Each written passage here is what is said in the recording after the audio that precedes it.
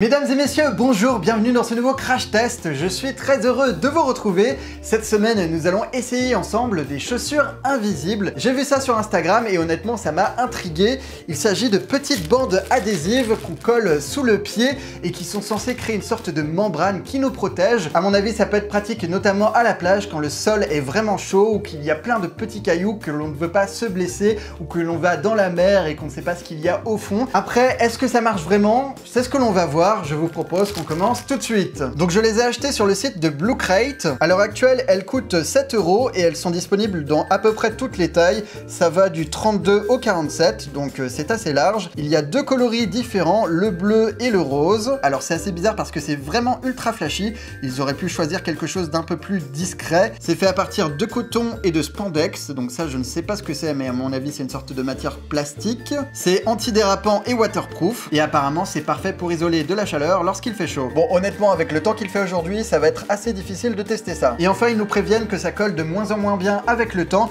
et que du coup, la durée de vie dépend de l'utilisation qu'on en fait. Donc a priori, ça reste quand même réutilisable, ce qui est plutôt un bon point parce que je me vois pas acheter ça toutes les semaines. Eh bien écoutez, on va essayer ça. Donc je les ai prises en XL parce que tout simplement, j'ai des grands pieds. Je vais ouvrir ça.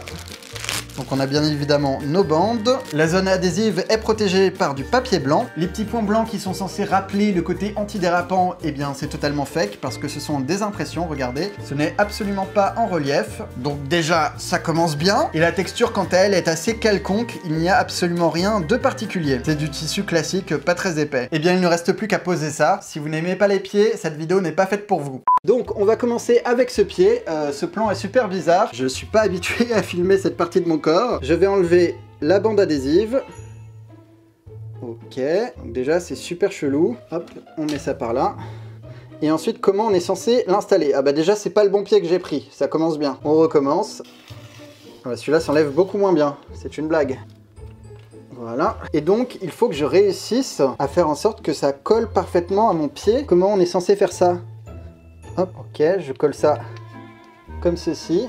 Donc j'appuie pour que ça épouse bien la forme de mes pieds. Et voici ce que ça donne. Franchement, ça va, c'est pas mal. Je vais faire le deuxième, j'enlève ma chaussette. Je pose ça à plat. Ça va, mes pieds sont pas trop difformes, ça passe assez bien, c'est assez facile à mettre. Côté sensation, ça va, c'est pas désagréable. Et franchement, c'est même plus agréable que les tongs qui ont la petite barre au niveau du pouce.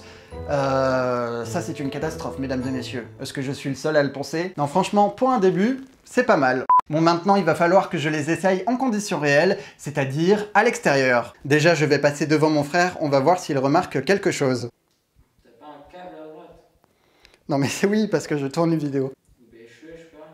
Oui, je me suis coupé les cheveux, mais non. Vous êtes pieds nus. Je suis pieds nus, ok. Les pieds sont rouges. Ah, mes pieds sont rouges. Ok, c'était tout, c'est juste parce que je teste des chaussures invisibles. Donc là, je suis dehors et regardez qui j'ai retrouvé, évidemment. Et toi, est-ce que tu remarques quelque chose? Visiblement non, elle en a rien à foutre. Et vous remarquerez que je vais tout le temps dehors quand c'est en hiver et jamais pendant l'été. C'est pas très logique, mais bon. Déjà, je vais marcher sur l'herbe, on va voir si ça donne quelque chose. C'est assez perturbant parce que j'ai l'impression d'être pieds nus, mais je le suis pas vraiment. C'est-à-dire que je sens quasiment rien, à part sur les côtés évidemment. On va courir un peu. Ça va, ça accroche pas trop la saleté. C'est vraiment particulier cette histoire.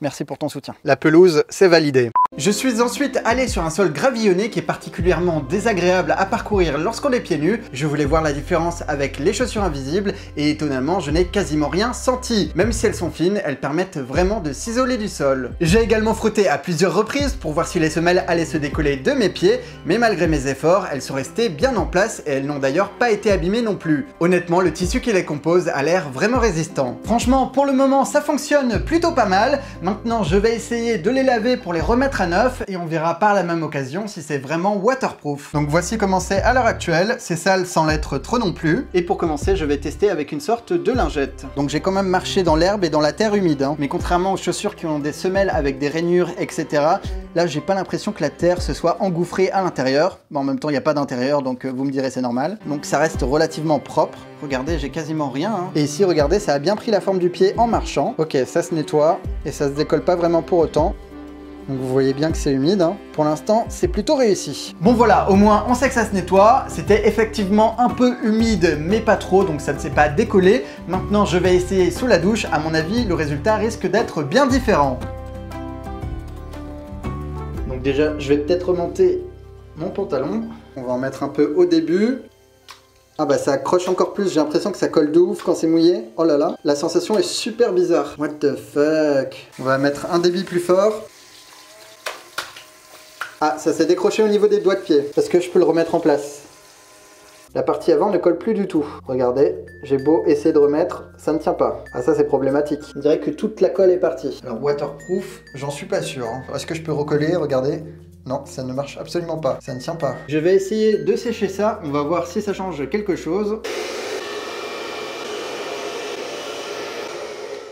Ah, regardez, ça a l'air de recoller. En dessous, c'est toujours humide. Je vais essayer de recoller mon pied.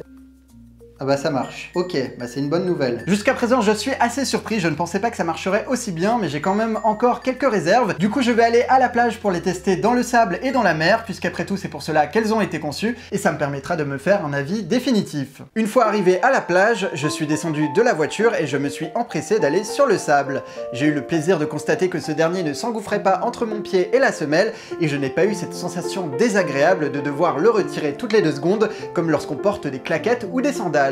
Je me suis ensuite dirigé vers la mer qui était assez loin à cause de la marée basse et je n'ai pas non plus été gêné par les quelques coquillages et cailloux présents sur le parcours. Le sol était super froid mais les chaussures m'ont permis d'atténuer ce sentiment, donc je suppose que ça fonctionne également lorsque le sable est brûlant. Il ne me restait plus qu'à aller dans l'eau pour tester une dernière fois leur résistance. Malheureusement les semelles se sont décollées de mes pieds au bout de quelques secondes dans l'eau glacée, donc pour le côté waterproof on repassera. Je me suis retrouvé avec les doigts de pied et le talon exposés sur le chemin du retour et honnêtement ce n'était vraiment pas une partie de plaisir. J'ai ensuite retiré mes chaussures invisibles, je les ai lavées et laissées sécher pendant plus d'une journée pour constater finalement qu'elles ne collaient presque plus et qu'elles n'étaient déjà plus réutilisables. Elles ne sont donc pas waterproof et en une journée j'ai réussi à les rendre complètement obsolètes, ce qui en fait des chaussures à usage unique.